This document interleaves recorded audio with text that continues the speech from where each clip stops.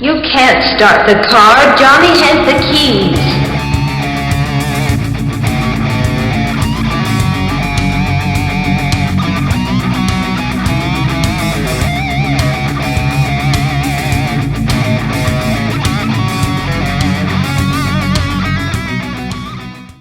Hello, hello, hello out there in podcast and YouTube land. You have reached Johnny Has the Keys, where we talk about horror movies and science fiction films and those key elements that lift them above the average genre fare. If you are joining us for the first time, we would like to welcome you. Brace yourself for the season finale of our fourth season and our unique standard of odd geekiness. If you're returning, well, we would like to welcome you back and thank you for being a part of our final episode for this season. We've got a big one planned for you. I'm here with my host, my co-host, David Horton, my good friend, long-term old crony. Yeah. Crony, pretty good. Droogie. Yeah. How are you doing and what's been going on in your genre week this week? I'm doing pretty well. What's been going on? I guess the biggest thing is I'm finally, after probably 3 years of anticipation and everything else, I'm finally watching Strange New Worlds, the newest of the Star Trek series. Oh, cool. Yes. And I have to say, all the hype about it, pretty good. Pretty. I'm curious if they'll keep up the standards, but so far so good. You know, there's no real big, huge arc story, which is great. All 3 episodes I've seen so far have been, kind of like old, the original series. So it's kind of like its own story kind of thing. It's not as woke, culturally relevant, let's hit you over the head with all of our topics, with the exception of, the big line in The Cage was Pike saying, "Sorry, number one, I'm just not used to women on the bridge." Oh, yeah. Remember that line? Yeah, that's kind of gross. Okay, they've done the exact opposite. Pike is the only male other than Spock on the bridge. Oh, that's awesome. Every other position is female. Yeah, that's great. I've heard they brought back other characters too. Yeah, Uhura is in it, a young Uhura who's a cadet. And that's kind of interesting. That's cool. And a very young Nurse Chapel is in it too. And so both of those are good, but they got like the doctor, it's not Dr. April, which I thought was, or it's Captain April, it's Boyce was the doctor. It's not Dr. Boyce. The gray-haired guy, yeah. Right, it's Dr. Mbinga, who was actually on an episode of the animated series as a doctor, so he was actually there. So they seem to be taking the original series, the animated series, and some of the novels that came out after it and making it kind of its own thing, which is like they're doing with Star Wars. That's kind of cool. Yeah, and it's working for me. I mean, they've upgraded all the technology, of course, but not upgraded so much that it's retro stupid like they have been with Discovery and everything else. So like the communicator still looks like a communicator. The phasers still look like original series phasers. That's awesome. But the bridge has like underlighting under the rail and underlighting under the steps and all of that. And it's much, and the ship itself, the one thing I don't like from a design perspective, the ship is tremendously bigger. Like Kirk's quarters has a lounge area, a fireplace, a bar, a bed area, everything. It's like massive. Yeah, of course. And it's Pike, not Kirk, right? It is Pike. Yeah, sorry. Yeah. Sorry, Pike's quarters. Kirk would, of course, have a lounge area. Yeah, probably. But yeah, and the cast is really strong so far. My only 2 things are, some of the design elements, and then they've got one security officer who's a Noonien Singh is her last name. And her ancestor happened to be a guy named Khan. And I'm going, why did you need that? I don't understand why you needed that. Stupid little Easter eggs. I mean, It's like overboard with the nerdiness. I love going back and lifting stuff from like an obscure cartoon, but why go to something that's so obvious? Yeah. And it like seems like you're checking off a box to attract a fan or something. Right. I don't like fan service very much. Neither do you. So that's fine. What about you? What have you been doing? Well, I got around. This is on demand now. I did not get to see it live, but I watched the Fango Chainsaw Awards. Did you? Okay. I did. Yeah. They aired on May 15th on Shudder, and you can watch them there on demand now. They were hosted by, and I'm going to get this guy's name. I'm going to mess it up. He looks familiar to His me. name is David Dastmalchian. Do you recognize him? He looks familiar, but I'm not sure from what. Well, he's done a lot of superhero movies, small parts, both DC and Marvel. He's done a lot of television. He was on Twin Peaks, The Resurgent. He played Pit Boss something. Okay. Anyway, I thought you might recognize him from that. Anyway, he was the host. But what I don't want to go on forever about this, but I really liked the way they did it. It was not live. They had like a fake audience. Some of them were like, dressed up like Jason or Freddy or whatever, but and they would cut to them to give you the feeling that it was live. But they did have special guests presenting these awards. And as the awards went, they did it like in an Academy Award order where it gets to the final, big release film. And then when they got to director, which was right before that, the presenters were Joe Dante and what's her face from The Howling, Dee Wallace. So they had like, a connection. I mean, there was some thought that went into this. And that's cool. I was like, this will get better if they keep doing this. It's not the first one, but I'm not sure if the other ones have aired, and I have not seen them. If they have, they may be on YouTube, I guess. I will tell you some of the winners though that I love. That documentary I watched, Woodlands Dark and Days Bewitched, the history of folk horror. Yeah, folk horror. That won best documentary. Midnight Mass won best series. Yay. Fear Street Part 3 won best streaming premiere movie. Okay. That movie I hated, Saint Maud, won best first feature. Okay. I mean, it's not for everybody anyway. And then best wide release was Malignant, the one that you've talked about that I have not seen. So it was a lot of fun. I highly recommend people check it out if they have Shudder. That's cool. Yeah. That is interesting. I also wanted to mention that The Northman is out now, which is Eggers' new movie. Because we covered The Witch and Eggers is great. And I saw that it was getting, good hype and good thing. I also saw that at least now I think it's out everywhere, but X is out. The new one by what's his name? Ty West. Ty West. His, porno meets Texas Chainsaw.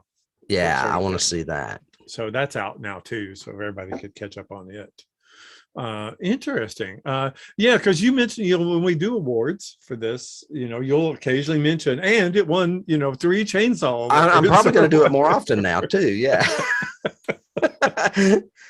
Because they've had them, they've done them in the magazine for decades. I don't know when they originally, I in a past episode, I think I said they've been doing it for 40 years, but the magazine's been around for 40 years. The awards have probably been around for 30. I don't know.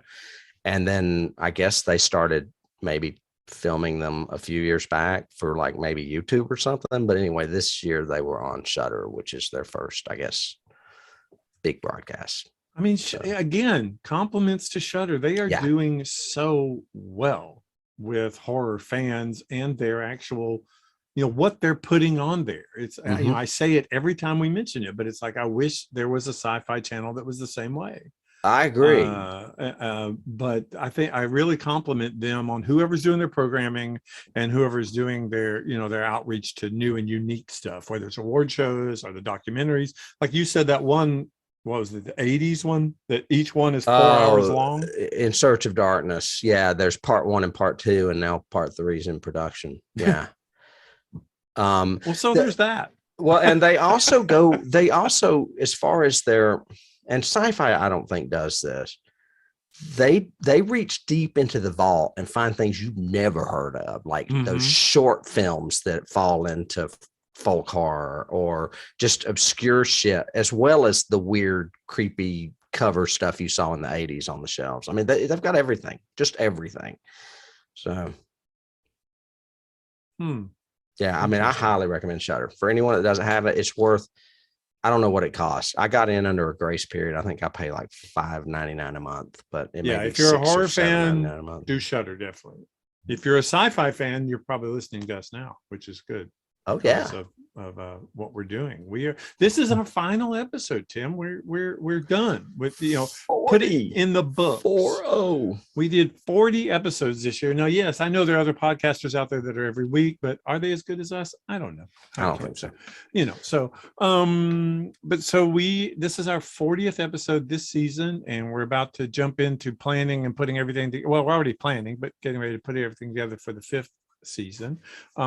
If you are joining us for the first time and want to find out more about us, subscribe down there, say hey, say hi, send us a review, do all those kind of things, because that helps us reach more people like you, and hopefully you'll like what you see. And our website has every single episode we've ever done, so you can go back 4 whole seasons back to, I think our original one was just Meet Us, right? And then the second episode was The Thing, which is being re-released this year. It is being re-released in theaters. So yeah, it's like the 50th or 40th anniversary. Yeah. Despite the fact that when it came out, it bombed and everybody said it was terrible and didn't like it and all that. Yeah. It's the 40th anniversary. Yeah. Sad. I know we've talked about going back and revisiting or doing some of those classic episodes of ours. Yep. And from a newer perspective, we'll have to consider that. So today, this would be the 51st anniversary of this particular film. Yeah. Right? Yeah, it would. You're right. Because it came out in 1971. We are delving into a little thing that came up in 1971 that is still shocking people today. And it is Stanley Kubrick's A Clockwork Orange. An extremely a brief synopsis, just so everybody. First of all, if you're new to us, if you haven't watched this movie, go watch it right now. Just pause where you are, go watch it, come back, and then you'll do it. If you have watched it before, this may be a good thing. You might get some new insight into it after you listen to us and may want to go back and watch it again. I highly suggest watching it again. I think everybody should at least once or twice in their lives, sort of thing. This was a movie based on a novel. The novel was written in 1962 by Anthony Burgess. And we'll talk about it as we go into more depth, but then turned into a screenplay produced and directed by Stanley Kubrick after his wife had said, you need to reread the book and do this movie. It would make a good movie for you. So at the urging of his wife, he did. Cast it, wrote it, directed it. The basic synopsis is you're in a dystopian future. The city is nondescript. They don't really say where. They don't really say what year, but it's in the future. It's obviously very dystopian, where the state is very worried about keeping the government in control of everything. And we are presented with would you call Alex an anti-hero, or not really, right? He's a hero. Oh, I don't know that I would call him a hero. Yeah, well, he's so he's our protagonist. Yeah, Alex and his 3 droogies. They're essentially a teen gang who go around doing a bit of the old ultraviolent, and they basically rape, kill. I mean, they don't kill, but they do rape and beat up and harass and do a lot of just nasty, violent. Well, he does end up killing someone, though. Correct. Yeah. Then, yes. Sorry, I jumped ahead. Ruined. So this gang, they kind of rule the night, kind of thing. Everywhere from car chases, running people off the road, that sort of thing, playing chicken, to breaking into houses, assaulting people, raping women, all that kind of things. Alex is eventually betrayed by his own team, his own group of street thugs, and he is arrested after he murders a woman in a home robbery, or a home probably assault. He then is sent to prison, and after 2 years in prison of his 14-year sentence, he decides that he wants to volunteer for a reprogramming technique that these doctors have, which basically will make him averse to any form of violence or violent thought. Unfortunately, during the extreme torture that he goes through, he is also made averse to music. And that then rallies the people on his side. There's a vengeance story in the last act, and then there's a twist kind of ending to the movie. It's a very impactful movie. It's a very controversial movie. When was the first time you saw it? I assume it's on VHS like me, right? I knew you were going to ask me. There's two things I want to say. I always associated Clockwork Orange in 1984 with high school, because both those books were like required reading when I was a senior in high school. You had to read a Clockwork Orange. It is a hard read. With that think dialect, it is hard. I think it was I want to say it was an elective. It was like a science fiction course, maybe, in high school at West. Anyway, that's my first memory of it. But then I have an even better memory, and you're going to love this. When my parents got a VCR in, I think 1980 or 1981, it was one of those big monstrosities with the top loader. Yeah. My friend Chris Darman and I went to the video store for the very first time when videos were expensive to rent. I want to say they were like $6 a piece. Oh, gosh, and we rented 5 movies, and I can only remember 4 of them, but it was A Clockwork Orange, The Man Who Fell to Earth. Wow. Dr. Butcher, MD, Harold and Maude. Oh. And I want to say Monty Python and the Holy Grail, but it might not have been. It might have been something else. And for 48 hours, my parents were out of town. We had friends over, probably partying. And I swear we watched A Clockwork Orange. We watched all of those movies at least 4 or 5 times each. It was like, I was so sick of it that I have never seen it since. And that was really just watching it this week was the first time I've seen it since 1980. Wow. Yeah. I love all of those movies, but I got burnt out on most of them too. Well, so, yeah, when you watch them too repetitively, I think you can get that. And Dr. Butcher, MD, by the way, is also called Zombie Holocaust for you fans out there. it's a Lucio. I think it's a Lucio Fulci movie. It's really gory. I remember one guy gets a boat propeller in the face, if I'm not mistaken. Yeah, there you go. So back to Clockwork Orange. Those are my memories. I was similar. The first, except I didn't watch it repeatedly, but the first time I ever saw it was on VHS, and I remember watching it twice just because I was so blown away the first time. I mean, this movie is assaulted from the very first second.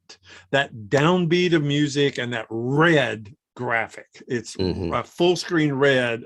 Stanley Kubrick presents, whatever.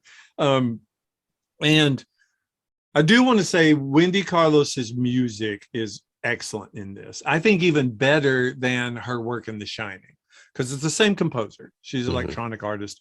And the theme to this, which I'm sure you're listening to right now in the podcast, is really good and really compelling and has that Beethoven-y classic feel, but a much more ominous, with all the deep timpani drums and everything else. It's just a really, really great soundtrack all the way through.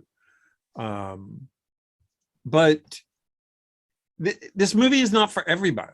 And even the first time I saw it, I thought, wow, I cannot believe he actually got this made. And it did, first, come out with an X, and he had to cut several things to get it down to at least an R. And even then, it's still stuff that I would go, wow, I cannot. It's, full frontal male and female. There's rapes in it. There's violence all the way through it. There's not a lot of blood, but the blood that they show is extremely realistic. You know what I mean? Like when he's got the bleeding nose and is coming down into his mouth and everything else, it looks real. And I would not be surprised if he really hit Malcolm and said, I need that, But it's definitely a Kubrick movie. Everything has that. Yeah, it's lush. It's very Kubrick.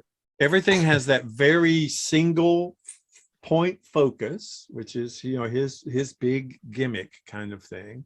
But also everything is extremely simplistically told in framing and in story and in design. Nothing is in the frame that is not supposed to be in the frame, in my opinion, the way he shot it, even though he shot it on location, which is interesting because this was, you know, this was coming out of 2001. This was his next movie after 2001. And 2001 had like a budget of 10. This one had a budget of 2, you know, and he shot it actually near places where he lives. So that it was easy to get to the set and back. Yeah, I read that too. That's funny. Or to the location and back. But everything in the frame is essential and is there for whatever reason he wants. And he does these long takes without cuts. The one that really that comes to mind first is when they go back to the Korova Milkbar, which is similar to the picture behind you now, except that's the opening one before they go out that night. When they come back, they sit at another place and he observes the sophisticates, which he calls them, or the sophistos. And they have a lady with them who starts singing Beethoven, which is Alex's favorite music, of course. Mm-hmm. And when they keep cutting back, it's just this shot of all 4 of them sitting there, and they hold on that shot forever. And 2 of the guys never move their heads. They stare at Alex the entire time. Not Dim, because Dim is the one who's standing up to him, and he hits him on the knees with his cane. And then he tells him, you know, we're not going to do this, and da-da-da-da. And they start to get in like a verbal fight. Mm-hmm. But yet they're both looking past the camera towards us. And the other 2 aren't looking, they're just looking at Alex the entire, and it's like a 4 or 5 minute scene. And it's really interesting. There's no cutting in between. There's no, but he'll do that and then suddenly cut to like a close-up of a face or somebody or whatever as an intercut. And it's just a very unique style. It's like he wants you to be uncomfortable watching this. Yeah. I mean, I would argue that most of his movies do that, though. Wouldn't you? I felt uncomfortable during The Shining. Yes, but during The Shining, it's scary. It's not, I don't want to watch it. It makes me feel scary. Where he puts his camera is the perfect placement for the scare. Or for the attitude or the feeling. You know, in Full Metal Jacket, you feel exhausted watching it because it is such an assault. It's very intense in what he chooses for the physical work, the war, everything. You know, you kind of feel, I guess the most similar I get to, because this one you feel uncomfortable. You shouldn't be watching this. You shouldn't be watching him cut off that lady's costume, you know, or that lady's dress and all that. It's like voyeuristic. Yeah. And it's shot, you know, and he shoots that one assault rape. He shoots it from like the husband's point of view on the floor, looking up, which is, you know, terrifying.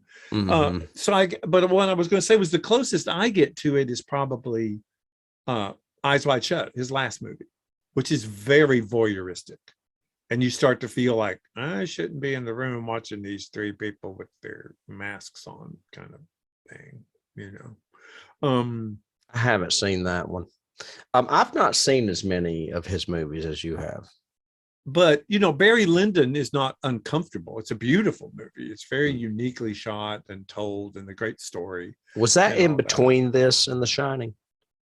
Yes. Okay, I figured it must be. Because he was actually working on kind of a meta trivia thing. He was working on a Napoleon movie and had been working on it for like 3 or 4 years.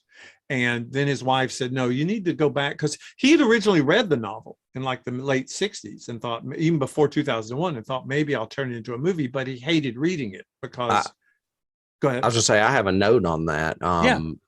We've mentioned Terry Southern before, the guy that wrote Easy Rider and worked on Barbarella, which we talked about this season. He's the one that recommended the book to Stanley originally, and it was while they were filming Dr. Strangelove. Right, because he had written dialogue for Dr. Strangelove. I had read that.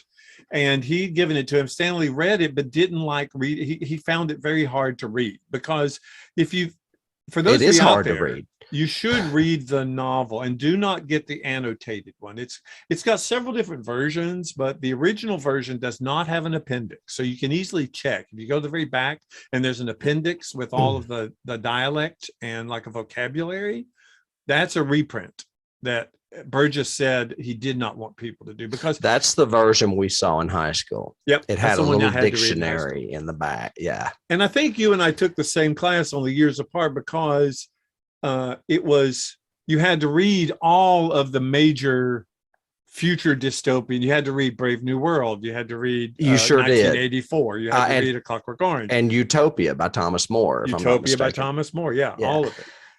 But the overall goal, Burgess has been said to say that because the dialect he uses is a made-up dialect he came up with called NASDAQ, which is a combination of Russian and York Cockney slang put together. And he said he wanted, by the end of reading the book, people would at least have a rudimentary understanding of Russian. And That makes sense. You know, and that was interesting. But he didn't want people just going and looking up the word. He wanted the inference to lock in. Mhm. So when he says stuff like "Vidi this, me brothers," Vidi means watch. Vidi means look. And it's very easy to pick up on that, I think. I do too. Mhm. But I think it's easier in the movie than it is in the book. The book is hard to read, I think. Okay. I Yeah. thought it was. But we do recommend that everybody read it, because it's a sci-fi classic. How do you rank it as an adaptation of the book? I prefer the film because, like you said, I had a very difficult time reading the book. So, and I really don't remember it that much because I don't remember a lot of high school now.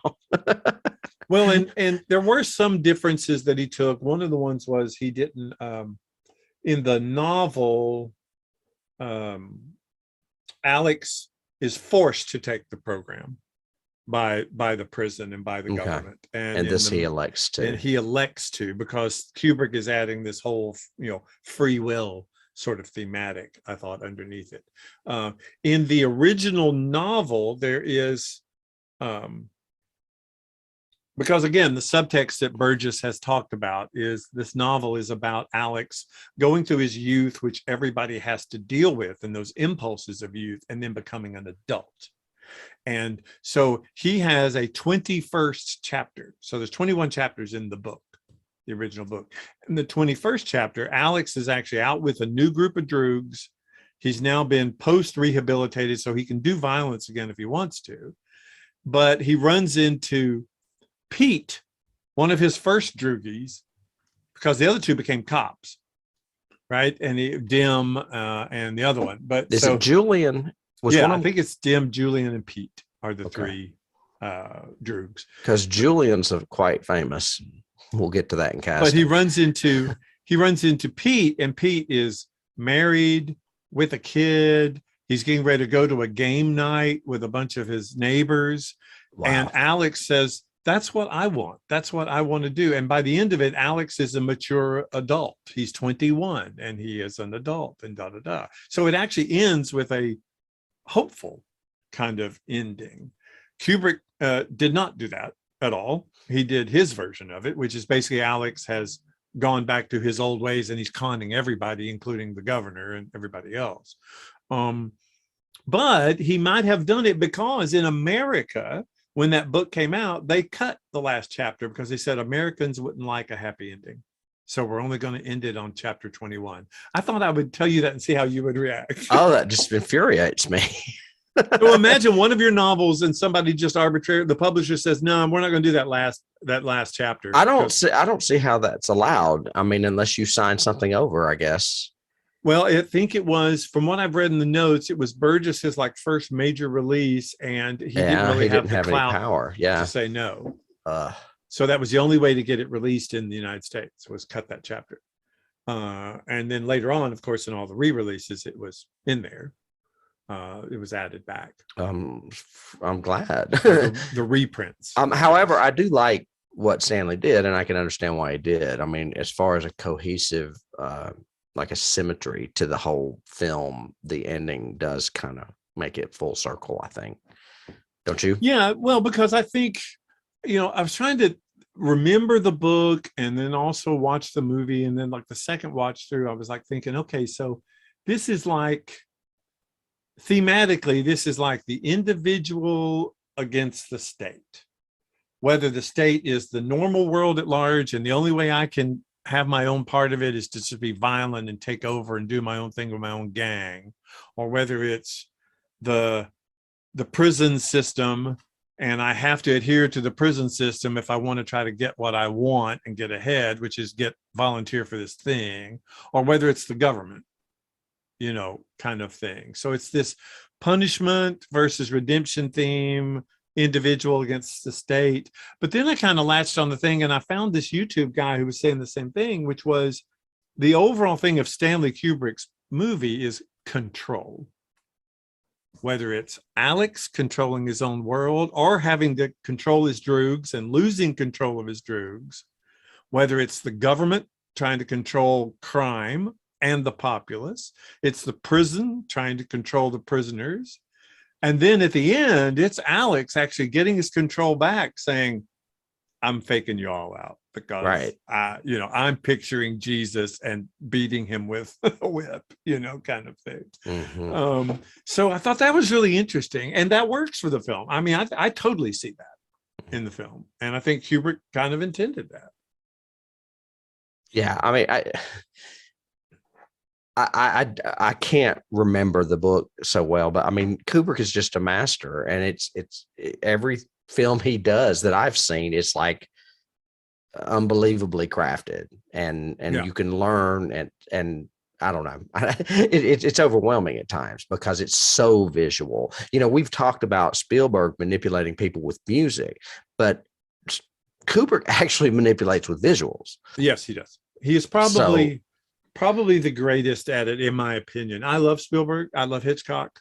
I love other great directors. Mm-hmm. But I've always said that Stanley Kubrick, and I think because he spends so much time on his movies, 4 or 5 years to do a movie kind of thing, that he creates images that won't leave your brain. Right, like that one behind you. Mm-hmm. Yeah. The one behind you. I mean, that backlight of those silhouettes right before they beat up that guy. And it's just that singular light, shooting in on them and their shadows coming toward us. I mean, it's just so visual. Mm-hmm. The close-up of Alex, the very first shot of just the eye and then pulling back, showing the and whole how bar. Perfect that eyelash is. That fake eyelash underneath his eye is like absolutely drag queen perfect. Well, and the fact that he Stanley Kubrick, with that one voiceover and that pullback of the first shot, sets up the whole society too. You've got these guards kind of standing around the milk bar. You got these other patrons. All of the tables are women in like sexually explicit roles, positions as coffee tables and as milk pumps and all this. So it's a very misogynistic, hedonistic feel to it. For sure. It's like the opposite of, well, not the opposite, but it kind of reminds me of Barbarella in a way, just only an ugly version, whereas Barbarella is like a fluffy version. That's actually a great key, because I hadn't thought of that influence back and forth of like a Barbarella thing. Mm-hmm. That's pretty true. But other images, the image of, the torture of Alex, I've always had in my head as, oh my God, don't ever, I hope that never happens to me. I would never want my eyes held open, forced to watch something. Right. So.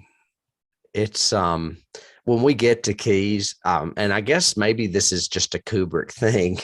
I can't remember 2001 or The Shining when we did those, but I mean, I have a shit ton of keys because this movie, there's so many things this movie can remind me of, or that I think it inspired, or is like a motif of something else, or what have you. Mm-hmm. Yeah. And I'm the same way. And also I've got some key influences like Burgess, things that he mentioned that influenced him even to write the book. Very cool. And then whatever. So, because that's what we do, folks. We do, key. We analyze. We do.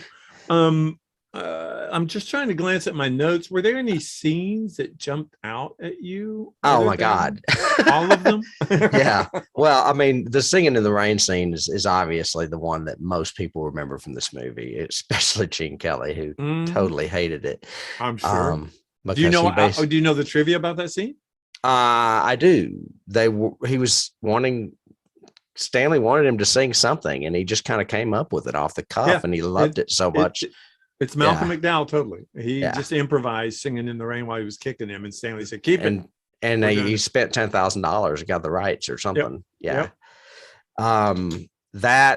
The scene, like, the opening shot, like you said, the pullback of them in the milk bar, the scene with, and I'll have a picture of it later where I can show it now, I guess, with the eyes, when they have his eyes propped open and they're putting the drops in the what I would call conversion therapy, because that's another twist on this. If you look at modern psychoanalysis bullshit. Oh God, yeah. Oh yeah. I have some background info that I was going to try to throw in there real quick, but if you want to keep doing scenes, do you have some? Yeah, I mean, in addition to those, because it's almost every scene, but I love the scene where he pushes the guy in the water. Oh, it is Dim when he assaults his own guys. Doesn't he shove him in the water? Yeah. Yeah. And then cuts his hand. Yeah. Oh, actually, I have it. It's right there. That would be it. Yep. The scene with Mr. Deltoid, his like advisor or his counselor, that really weird it is such a weird scene. I remember it made me so uncomfortable the first time I watched it, and I was going, "Is this guy a pedophile or what? Oh my God, I don't know what is happening," but it's just really uncomfortable. I can remember one that I think you and I used to do all the time was that "Shut your bleeding hole, you scum." Shut your bleeding hole, you scum. Yeah. All of the prison scenes, especially with that particular guard, remind me of Monty Python. As a matter of fact, that's a huge key I have. That's a huge key for me too. A lot of this movie reminded me of Monty Python. It is so Monty Python, Yeah. Let's have a little reverence, you bastards. Yes, exactly. It's like, what's his face? Graham Chapman all over again. Yeah. Shut your fester and gob your tit. Your car makes me puke.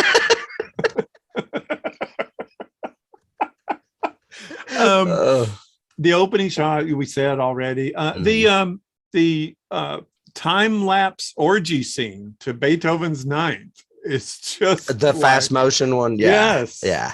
It's like almost it's that was great. Well,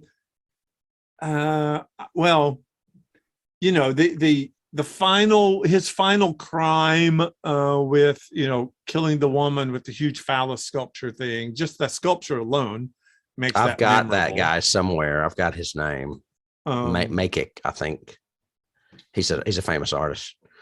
Yeah, that was just weird. I think it's in my keys. I'll get to it later.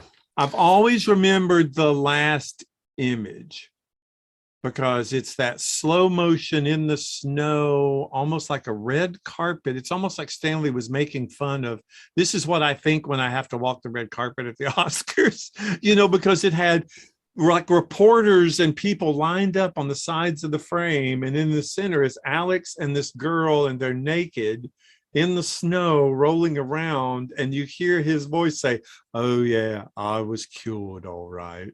And then it cuts and you're done. And I've always remembered that. And it's got that stark credit sequence with the red and the green, I think it is. Yeah, he uses bright flash colors, and so I think scene wise there's a lot, but that's probably my list. Okay. I've got, you mentioned that he had to cut it to get it from an X to an R. Yeah. Well, apparently he had to cut a lot because, and I don't know if that's the reason, but his first cut of this movie was 4 hours long.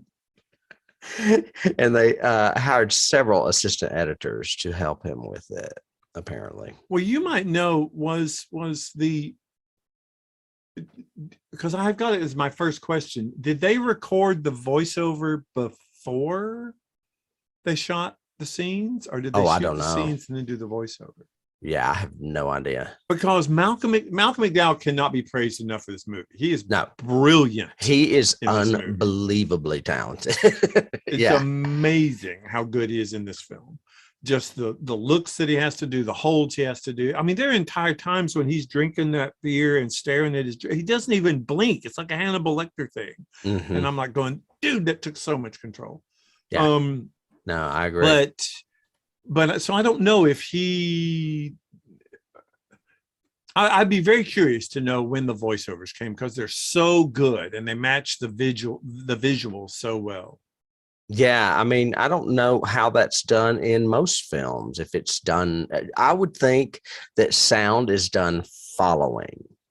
Well, but a lot of times if you have a tracking shot, you have to do the VO so you can time the track. Oh, that makes sense. So they'll do like a scratch track.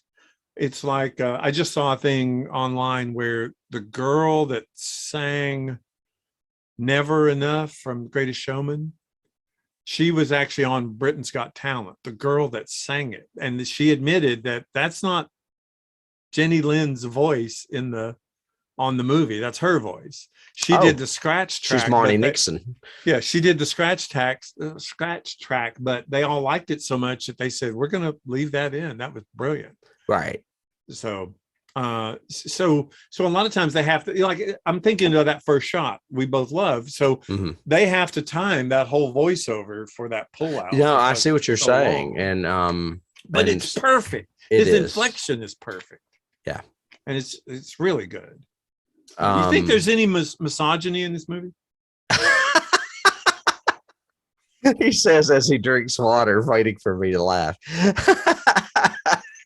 This movie's filled with it. It's filled with violence. A lot of people, I don't have that many incidents, I don't think, but I mean, this movie was hugely controversial. And wasn't it banned in places too?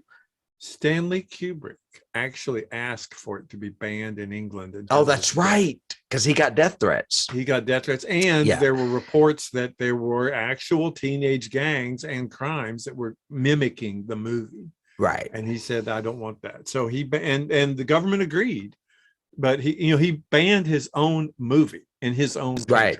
In his own country, because he feared for his family. Yep. Yeah, I read that. But I mean, I wanted to say it might have been banned in other countries, or it definitely came with strict warnings as far as attendance or whatever, as far as people going to see it. I mean, they were like, this is not the movie for everyone. No, but even down to, well, I was going to ask you then, because we're overall just kind of rambling everywhere. Sure. But like, to me, the scene where he goes back home, which again, everything in this movie is intentional. Mm-hmm. So when in the first part of the movie, when they drive up to the place that literally has a sign up front that says home, and they go inside and rape the woman and beat the man, so much so that he's in a wheelchair for the rest of his life. Mm-hmm.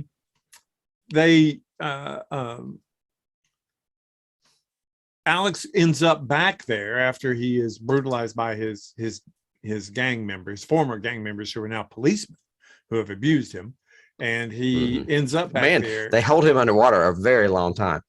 Yes. And it is uncomfortably long. Yeah. You start to think, did they put a tube under there or something for him? They had to, because there's no way he held his breath that long. No, keep going. He's still moving. The guy reminded me of Rowie so much. Anyway, just the way he would phrase stuff. Right. Yeah, we're going to go there. But is there? I got a lot of homoerotic sort of feeling when he went back home, and the guy has Darth Vader there. The bodybuilder David Prowse is there working out, and yet he's upset about his wife. But was that just me? Was that weird, or was no? You're talking about homoeroticism between the wheelchair guy and the muscle guy. Yeah, Yeah, absolutely. Yeah. When you said home, I thought you were talking about when his parents had adopted another son. Oh, adopted a new son. Yeah, And no, I was like, what is homoerotic about that? But no, yeah. Oh, big time. I was like, was he just kind of glad his wife got murdered because now he has a hot bodybuilder for that's what I thought. companion?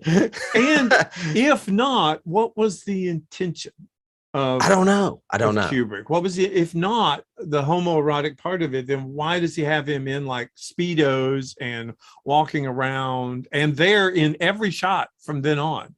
He's there when they put him in the spaghetti. He's there when they torture him with the big speakers, so Yeah, I don't know what his intention was with that. I really don't. That was very uncomfortable for. Well, and back in the day, especially in the 70s, sometimes homosexuality was used to be somewhat disturbing. I mean, if you look at a movie like Cruising, which came out a few years later with Al Pacino, a lot of times it was homosexuality was played in a negative light. Maybe that's what he was trying to do, make it a little more creepy. I don't know. I was thrown off by the last question the prison guard asked him is, have you ever been a homosexual?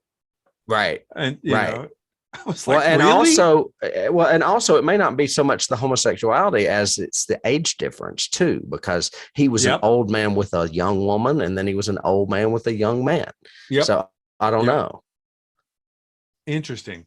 Yeah. I thought that was I also thought that his choice of, I've got in my notes, his choice of artwork is interesting. Mm-hmm.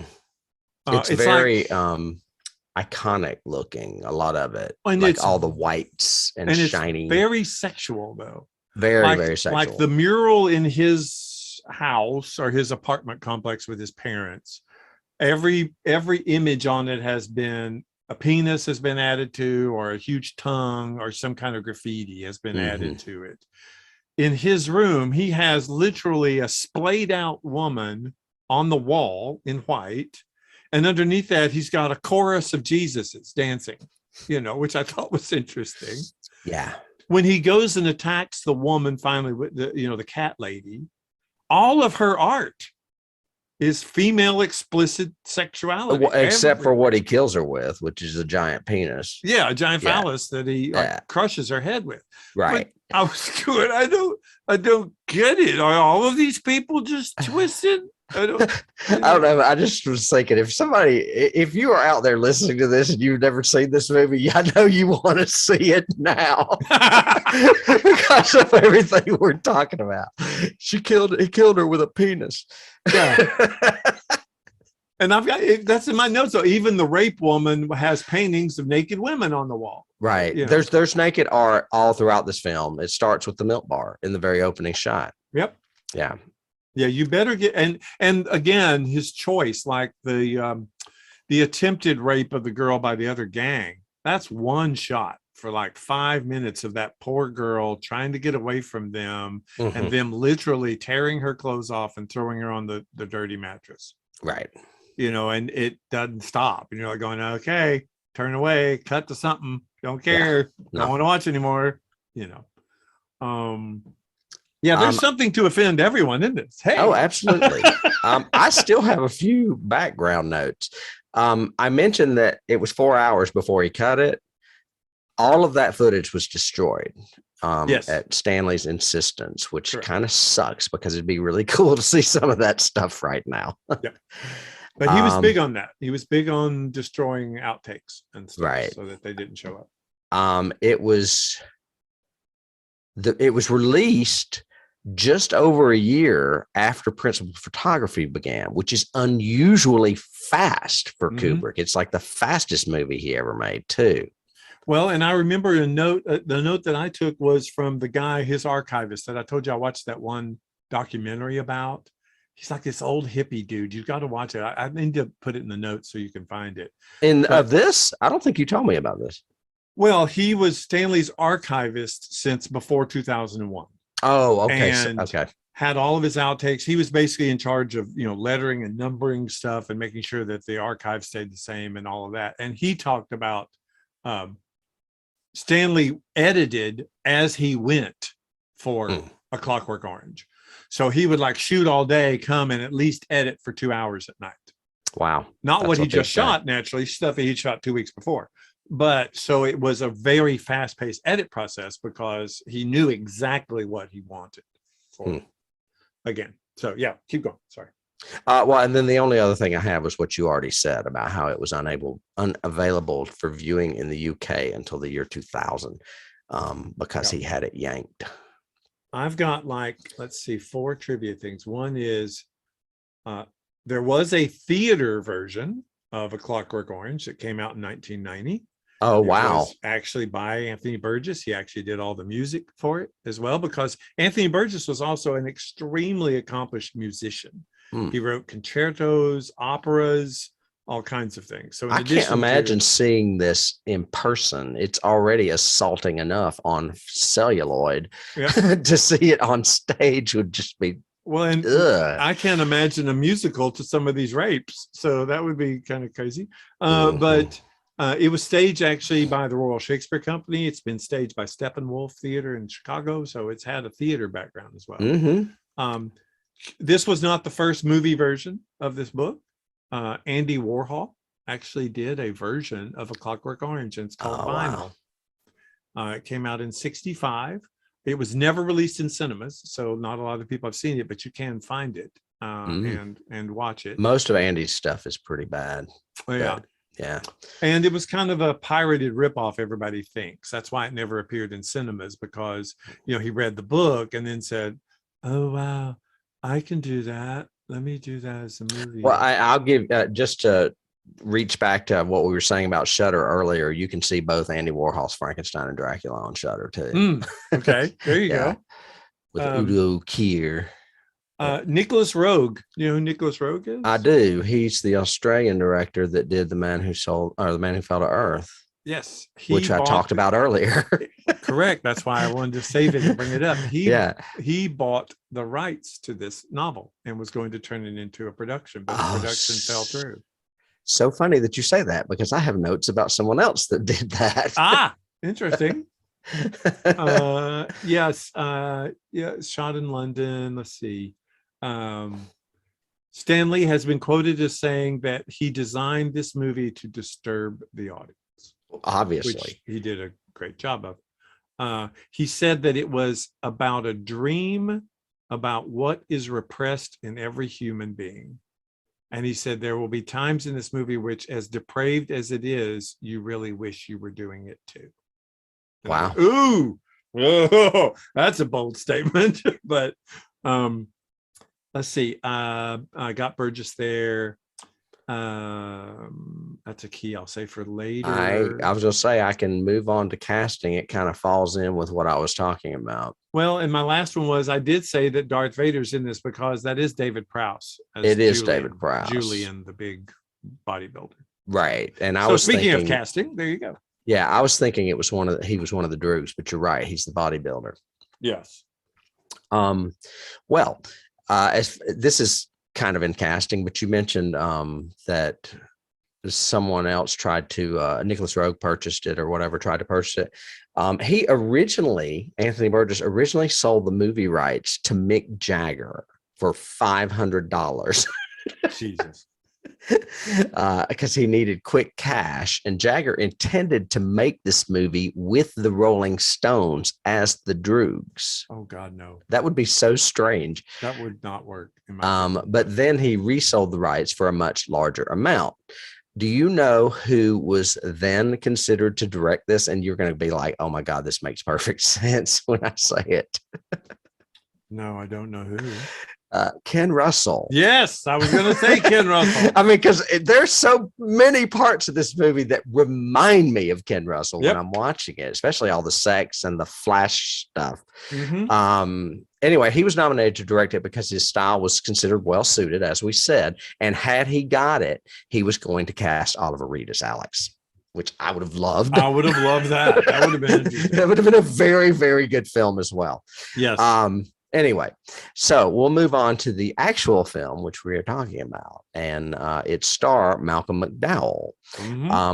I have two people that reportedly turned this down. I'm not sure if this is true or not, but would you like to take a guess at who they were? Roddy McDowell. No, I don't know. That's a funny guess, though. Tim Curry, which would have probably been a good choice, I'm thinking. He could definitely have done The Menace as well. Yeah. Yeah. I can see that. Yeah. I can see that. And Jeremy Irons. I can't see that. Okay. Really. Well, he would have been really young. I don't remember him back in 71. Do you? Yeah, true. I mean, I don't remember him either, till like the 80s. So Hmm. Anyway, even though those reportedly turned it down or were considered, Kubrick has said that if Malcolm had not been available, he would not have made the film. So he had his heart set on Malcolm from the get-go, apparently. And I didn't take the note, but I read it in notes that he actually saw him in something else. And that's what he said. I think it was Shakespeare. I think it was like at a play. It was something. I think it was a movie that I read. And he had seen McDowell in it and was so influenced by him. He said, I've got to have him in a movie. I'll see if I can look it up while you. And I have another note that in the summer of 1970, Irons would have been a 22-year-old unknown. So that Jeremy Irons thing may not be true. Okay. I believe the Tim Curry thing, though, because he would have been on the theater scene then. It was just as Alec. I mean, it was a 1968 movie called If. I've heard of that. And he said Malcolm was a standout in it as a teen rebel, and that's what made him to cast him. Now, when Terry Southern wrote the screenplay, he envisioned another actor we are familiar with that I like to tease you about. Would you like to guess who that is? No. David Hemmings. Yeah, from Dario Argento's. What is it? Well, in Barbarella. Profondo Rosa. Yeah. Deep Red. Deep Red. Yeah. And you're right. He was in Barbarella too. We talked about him earlier this season. So there's this weird Barbarella connection with this movie and Terry Southern and him thinking of David Hemmings in the part and writing the screenplay. So there's an interesting connection that we picked both these films for this season, I think. I don't have a lot on the rest of the cast. However, I would be remiss not to mention Patrick McGee, who is the guy in the wheelchair. Yes. Love him.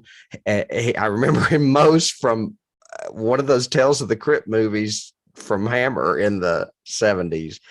Isn't he the one that has to go through the maze, maybe? I think so. With the razor blades. The razor blade man. I can't remember, but he is definitely in one of those anthology movies that Hammer did based on Tales of the Crypt or Vault of Horror or one of those. Asylum. Yep. So Asylum, Patrick McGee. That one. Yep. The chief guard was Michael Bates. That's shut your bleeding hole, you bastard, or whatever. Shut your filthy hole, you scum. Yeah.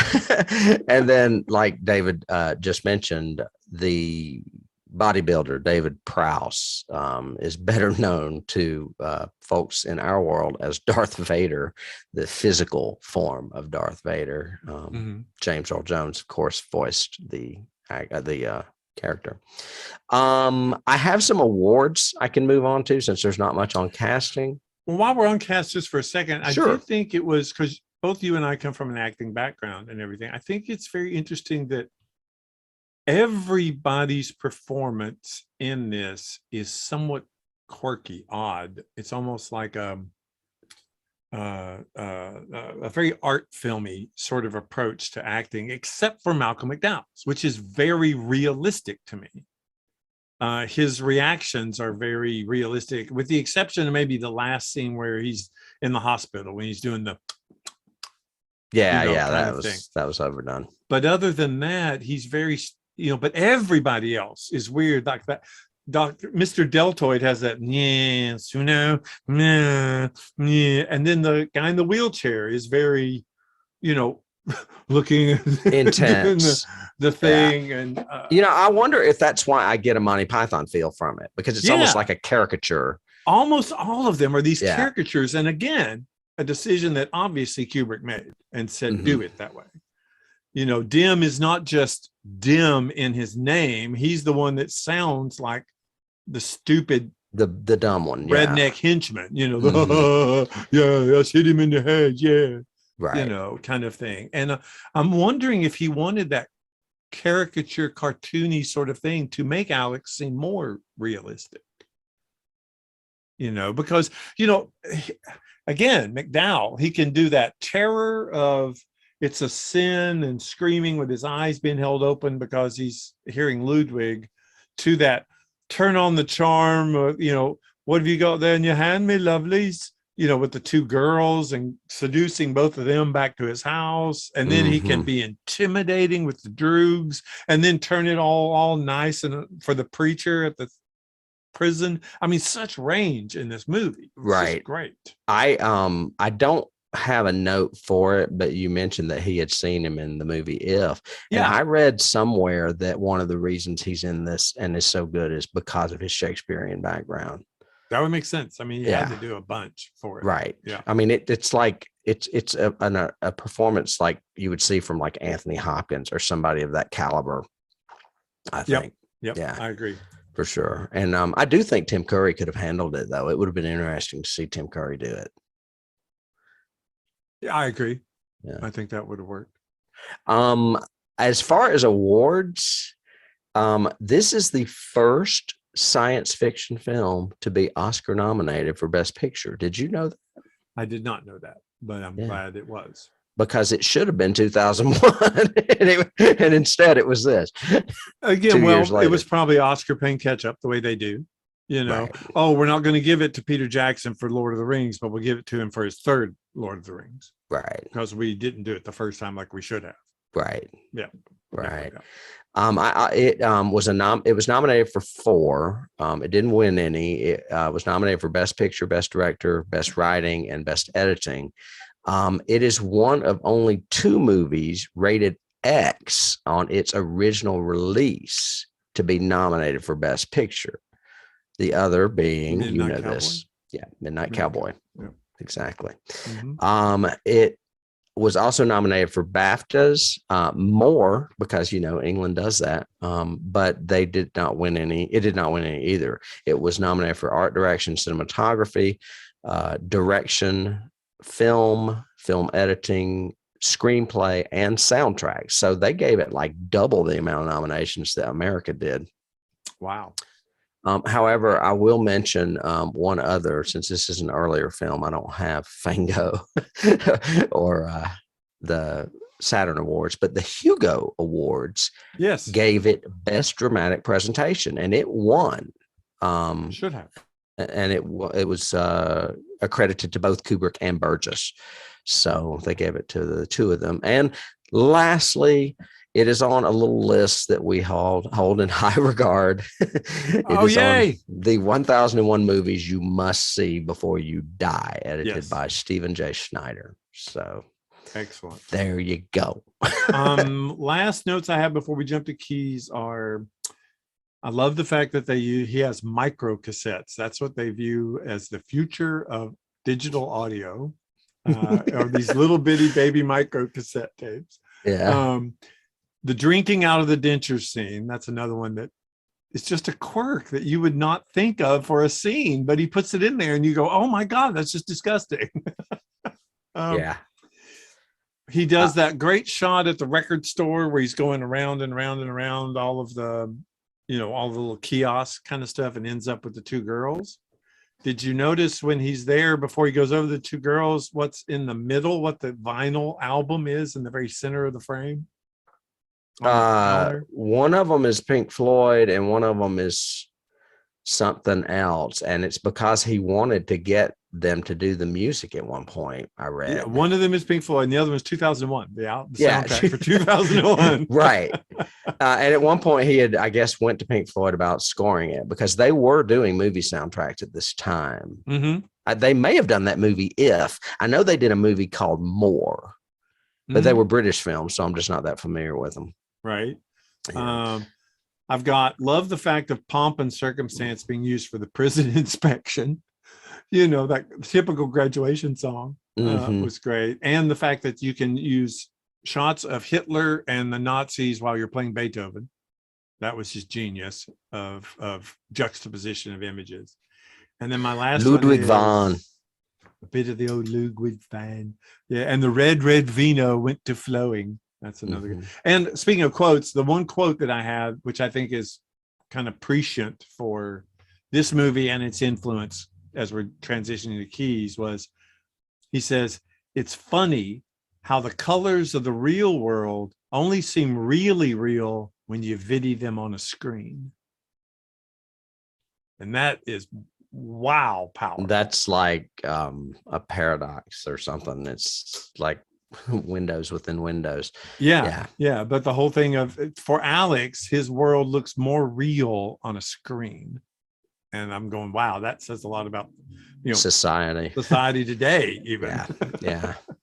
I have a couple of, I have 3 trivia things. One I'm going to save till after we do keys because it's a good closer. Okay. But 2 things. We mentioned he Singing in the Rain, and I did put in my notes that he met Gene Kelly at a party. Malcolm McDowell did several years later, and the older star turned and walked away from him in disgust. And I can't say that I blame him. I mean, I can appreciate both films. I love both films for what they do. But I could see where Gene was like, you just took a song that I made history with and turned it into something really ugly. Yeah. I mean, I would dare say for most film aficionados, if you ask them, if you play that song for them, they're going to picture Clockwork before they picture Gene Kelly. Oh, see, I wouldn't, because I was a tap dancer. So that's like a very classic dance number. I mean, it's iconic, and it's one of those Oscar reel movies that they always show.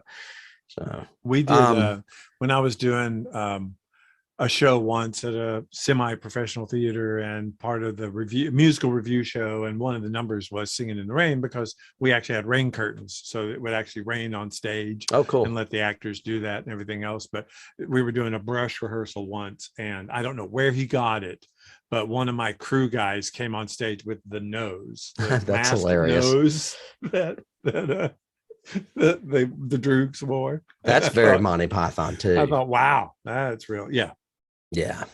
And then you mentioned Andy Warhol did a version of this. Yep. I didn't know that, but I did know that he referred to Videodrome, the David Cronenberg film, as the Clockwork Orange of the 80s. And you know how Warhol was. He was always trying to say something famous. Yeah. Like the 15-minute quote or whatever. Interesting. Maybe the commentary on screens and television, and violence. Cronenberg is much more into body horror. Really man, I don't. We'll get into it next in a future episode. But that movie he's got coming out is getting all kinds of wild commentary. The one that premiered at Cannes this year. Yeah. It was. Yeah, people, but it got a 6-minute standing ovation. Yeah, exactly. But like half the audience walked out in the first 5 minutes. Baby crazy. Autopsies kind of do that to people, I guess. Anyway, segues away. Let's go to keys. Where do you want to start? Well, let's start earlier. Burgess has said that his inspiration for writing this novel was 3 things. It was Brave New World, 1984. Wow. And all of the work of B.F. Skinner. B.F. Skinner is the psychiatrist who was doing all the behavioral modification training. Okay. And he said that was his inspiration for the novel. So those were his key influences. Well, I had 1984 because obviously I mentioned that we read it in that science fiction class, but also it's just, a future dystopian, I guess, type environment. And so, 1984 for sure. And he said his 4th major influence was an actual physical assault attack on his wife that happened in World War II, where she was attacked by American soldiers. She wasn't raped, but she was robbed and beaten by a group of American soldiers in World War II. That's just great. Yeah. Come over here, you Yanks, you bastards. Let's see, I've got some other influences or keys I have THX 1138, because I think this was obviously a huge, I mean, just the way it was shot and the white and the starkness of the frame. I think George Lucas was very influenced by this movie. A kind of a guilty pleasure, Warriors, the 80s movie. I love that movie. Yeah. Walter Hill. And I thought it was definitely influenced by this movie, of course. Yeah, I hadn't even thought of that. That's a great one. Tarantino has said Reservoir Dogs, the torture scene in Reservoir Dogs, is a reference to They do it to Stuck in the Middle again, whereas this one does it to Singing in the Rain. Yeah. Let's see. We said Warhol. I think there was a whole wave of movies after this that were very influenced by it, and in the early 70s, like Straw Dogs. I put that one down. I didn't know if you would get that or not. That's great. Yeah. Easy Rider. You mentioned Easy Rider already because of Terry, but Easy Rider. The Devils. Ken Russell's The Devils is very, very similar to. I mean, obviously takes homage to this movie. Mm-hmm. But also other ones. Man Who Fell to Earth, of course, has some of that kind of. Some of the man out of time. He doesn't fit in. Alex doesn't fit in any of these areas, and it kind of reminded me of that a little bit. And David Bowie has said that this movie influenced him not only for that movie but also lyrically and in music. He said Ziggy's kind of inspired by Clockwork Orange. Interesting. I could see that because that was in the 60s. Yeah. I put down THX 1138 for visuals. Mm-hmm. Because I also put down, and I may have got this from IMDb, that visually Westworld and A Boy and His Dog are very similar as well. Yes, both very dystopian. The original Westworld movie. Yeah, I can agree with that. I mentioned conversion therapy, which is not a film, but definitely influenced. Yeah, I mean, it's a modern technique that is still being used today, to try to convert gay people into being straight. And it's basically brainwashing and very damaging. I've got a link I'm going to put in the show notes as to, how many suicides it leads to. So, that's just a horrible thing. And then this was like a movie that anticipated that in just a different medium, or not a medium, different type of behavior. Mm-hmm. Mm-hmm. American Psycho. What now? American Psycho. Oh, I can see that. Yeah, just because again, the embracing violence, but with that and the comedy. Mm-hmm. Yeah, for sure. Oh yeah, when they can have all that stuff about a business card and how important a business card is to you, your image, and he gets so pissed off about it. I've got this. Speaking of comedy, I've got Simpsons and South Park. Both have made references, several, probably a dozen each references to Clockwork Orange. Oh yeah. Well, it's iconic. I mean, that picture of him in the bowler, with the big crotch piece is our friend Tim Funk did it one Halloween. That's one of my keys was Tim Funk. It was obviously influenced by right. Heath Ledger has said that this movie heavily influenced the Joker, and I can see it now. With that kind of look, just that look, at the camera. Mm-hmm. And the darkness of it and everything. He has said that. And then I've got one, I haven't seen it yet because I'm not at that season yet, but supposedly there's a fight scene in Hannibal, the series. There's a fight scene between, I don't know, I guess Hannibal and somebody else. I don't know what you're alluding to, though, that's similar. I found it online, and it said there is a fight scene in Hannibal in Vienna between Hannibal and Jack Crawford. Crawford. So that is influenced by Clockwork Orange. But I think Jack may run into him in like a cathedral in Austria. Oh, okay. And that may be what they're talking about, but I don't remember it because it's been a while since I saw it. Yeah. So, okay, the series. Let's Other just kind of minor influences that I've got are references were Train Spotting, again, because Yeah. it's a very, very visceral, assaultive movie. Right. Guns N' Roses, because, in Welcome to the Jungle, they do the whole parody of Axl being in the straitjacket with the eyes and all that.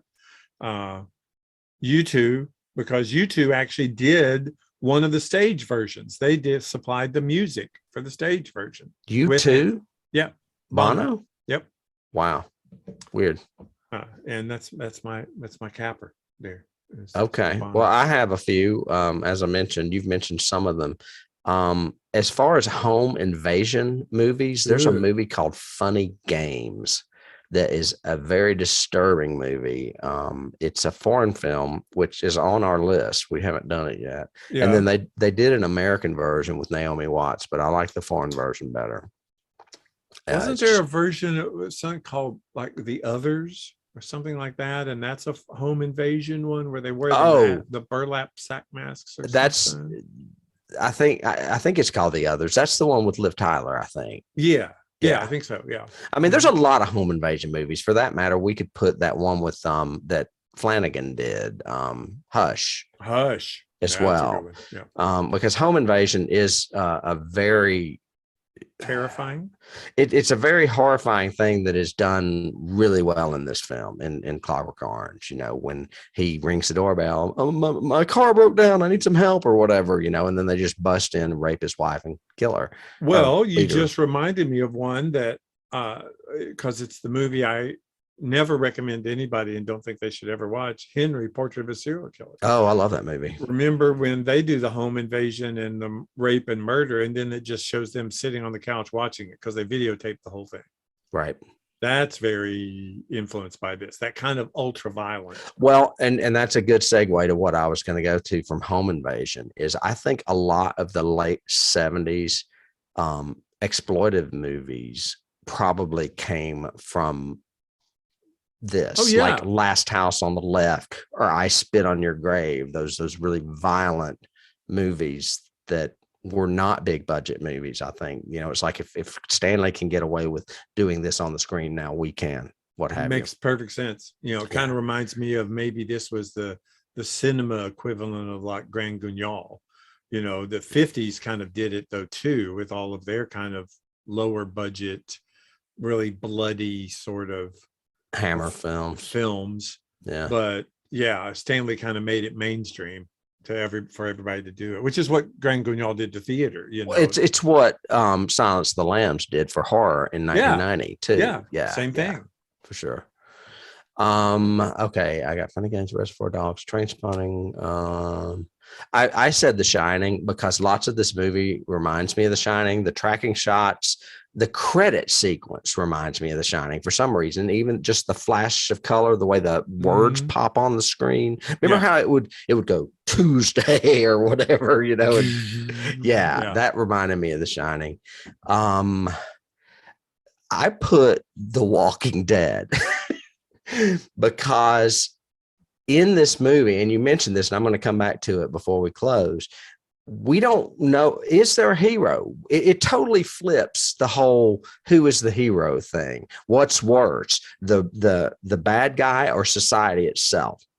And that is a common theme in zombie movies, especially The Walking Dead, whereas the zombies aren't as bad as the humans are. They're just doing what they know how to do. Humans are the ones dicking each other over all the time. True. And that theme to me is kind of present in this movie. So that's a little bit on a subliminal level. We mentioned Monty Python. I was also going to say The Hunger Games because his parents, in order to make it look futuristic, Stanley has her have like blue or pink hair. I can't remember. Hair, yeah. Yeah. The parents look really comical, like the characters in Hunger Games. I can't think of their names now. Funny, another movie we've already covered this season as well. Well, it's interesting too, because we didn't mention that's Grady. That actor is Grady from The Shining. Right. Who plays his dad. And I forgot to mention that. He has that hilarious scene, when he comes back, he's going, well, we can't just kick him out. I mean, he's paid rent and everything. You're just like, well, he's your son, for God's sake. I know, that's such a weird scene. That is such a strange scene. But how palpable is it? Like Kubrick said, I want people to feel uncomfortable. I want people to feel like they, how many parents would think that when your supposedly reformed son who's a murderer comes home and you have to accept him? Do you have to accept him? Do you really have to? I mean, how do you do? And the dad's almost like afraid of him. Oh, yeah. Yeah. He kind of cowers a couple of times from him and everything. And it's again, very strange scene, but very, says a lot underneath it. Well, and it's clear that Kubrick's main thing with that scene is wanting you to all of a sudden feel sorry for Alex. Correct. Yeah. Going back to who is the protagonist of this story? Right. Is he a hero? Is he an anti-hero? I don't really think he's either. And we will get to that. Like I said, I'm going to promise you something. Let me just see if I have any others. I wrote all yours down. I had the Heath Ledger one. This is where I got the Shakespeare thing. Malcolm apparently found the strange language easy to deal with because of doing Shakespearean theater, he said. It makes sense. So he really relaxed into it, whereas I guess others may have had difficulties. Well, and some of that is in the dialect. What does thou wish me, brother? Is very kind of Shakespearean with a Cockney accent. Right. Yeah. No time for the old in and out, my dear. Just here to check your meter. Just here to check your meter. If you don't know what that means without a dictionary, well, you need to go. You need to rethink that. And lastly, I mentioned the prominent sculpture by Dutch artist Herman Makink, Makkink. Okay. Is the phallic-shaped rocking machine is the name of it, because I guess it rocks if you sit it down. And 9 other paintings and a sculpture called Christ Unlimited were also by his brother Cornelius Makink. So the Makink brothers did a lot of this sexual art that you saw in this film. Dutch. And obviously it was a huge influence. I guess I'm assuming that sculpture is I call it the Jesus chorus line. With all of them. Christ Unlimited. Yeah. That would make sense. And then, I did have one other thing. I mentioned American Psycho and Funny Games. There's also some movie called Chaos that I've never heard of. And apparently all of these are like portraits of unrelenting, unrepentant views of sadism to the extent of it being glorified. So. Saw. Yeah. Oh, another thing that I had forgotten to mention that I wanted to is I thought I wrote this down, but I guess I didn't. You know what? I bet I put it in the show notes already because I did these ahead of time. Controversial films. This film was extremely controversial. Other films that were controversial, one of which starred Malcolm McDowell, is Caligula. Oh, I've got in my notes, I've got a key that says the scene where he's fantasizing and eating the grapes with the women. That's really Caligula. That's very Caligula. So Malcolm McDowell has been in 2 controversial movies. Other controversial movies usually deal with Jesus, and the ones I have are Passion of the Christ and Last Temptation of Christ. Yeah. Both of those hugely controversial. I saw one of them with you.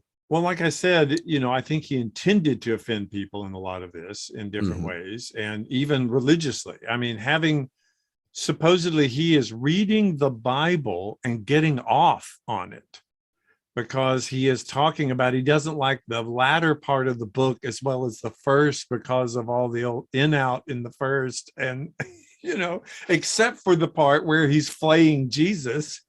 I was going, oh my God. Yeah, it's pretty sick. And I have one last key, which is a Kubrick key for an influence for later on.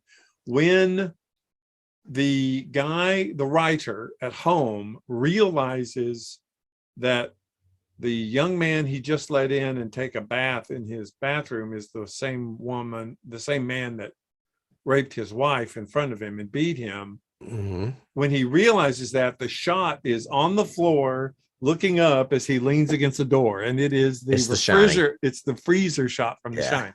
Yeah, for sure. I was going, oh, so you're just practicing here, right, Stanley? Yeah. Yeah. So yeah.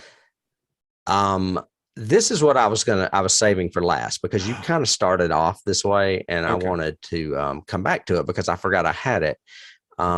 And I'm going to read this verbatim because I don't want to butcher it. But Gene Siskel asked, he's a film critic, asked if Alex DeLarge was a villain.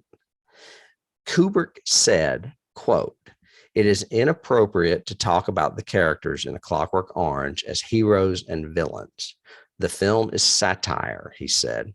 Siskel went on to talk about Kubrick's worldview and the widespread belief, because of movies like Clockwork Orange and The Shining, that he hates people, that he is a dark and cynical misanthrope. Kubrick said, quote, "You don't have to make a Frank Capra movie to like people. Capra presents a view of life as we all wish it really were. But I think you can still present a darker picture of life without disliking the human race. And I think Frank Capra movies are wonderful. I wish life were like most any one of them. And I wish everyone were like Jimmy Stewart, but they are not." End quote. Interesting. That's awesome. Yeah, I thought that I had forgotten I had that. And when you mentioned it at the beginning about what is Alec? Well, at the very end of my notes, I had Alex, an article I read, which was a blog online, and it's called "The Impact of A Clockwork Orange on Morality in Society." And we should put a link to it. I'll send it to you so you can have it. But it was very interesting talking about the overall view of, going back to thematic again, control, individualism, free will, because it's actually the preacher from the prison who actually comes up and says, what you've done to him is wrong. He has no more free will. Mm-hmm. The whole thing of morality is we make a personal choice to obey the laws, or we don't. And if we don't, we're punished. If we do, we're praised. That's morality. If you don't have free will, you don't have any morals, because it's whatever the state tells you, which is, again, going back to that's what Brave New World was about. That's what 1984 was about. Mm-hmm. It was all about the state telling you, I just thought of it. 1984 has Newspeak. This has NASDAQ, but it had Newspeak, that whole weird kind of way of saying things. Oh, it was also kind of propaganda-ish too. Yeah, because it was like double plus ungood. Mm-hmm. So you didn't use adjectives, you used actual, verbiage. It was very weird. Yeah, it was very strange. But yeah, but I mean, those of you out there listening, it's got to go down in history. This is an incredible masterwork of art film. Right. Yep. Any last thoughts for you? No, I mean, I would highly recommend it as well. I don't recommend it for the squeamish, but then again, most of the horror movies I watch are not going to be for the squeamish. So just with a little bit of warning, if you're opposed to violence and rape, you might not want to watch this movie. And we end our fourth season with an incredible masterpiece. That's cool. Exactly what I was thinking. Yeah, and another Kubrick. This is our third or fourth now. If you include AI, it would be our fourth, maybe. But yeah. So thanks for joining us at the season capper of season 4. Wow. David and I are already working on season 5, which will be coming back in the early or late summer, early fall. Another 40 films with several double features as well. And over the summer, we're almost, well, let's just put it this way. If you want to get some bonus stuff, we've got our platform over on Patreon, where we have some free content as well as subscription-based content, including Star Trek, the original series, and X-Files. And we are winding up X-Files season 2, and we'll probably start broadcasting some of the Star Trek season 2s this summer, I imagine. Because we are working on them right now. So there's that out there. Yep. I will probably be doing our outtakes over the summer like I did last year. So any of our behind the scenes conversations are going to be available as well. So there'll be plenty of stuff for you out there this summer. And I mean, it's only 6 or 8 weeks away before we're back, I think. Yeah, we're back pretty quick. Yeah, I think we're back on August 15th. So we'd like to thank you all for joining us once again, and we look forward to another season with you. Yes. And I enjoyed it, David. We will see you then. See you next year. All right. Bye. Bye.